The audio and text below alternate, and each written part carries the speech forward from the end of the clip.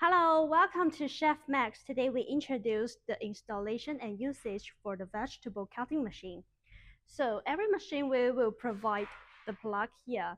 If you are from some other country, we will provide a plug that is suitable to use in your country.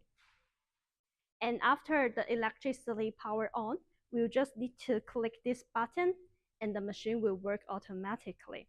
And you finish the working, you click the red button and it will stop.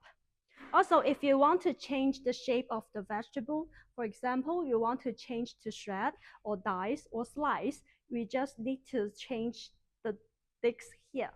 So you just need to unlock it and then screw it and open the door. You can see it, here is the knife here.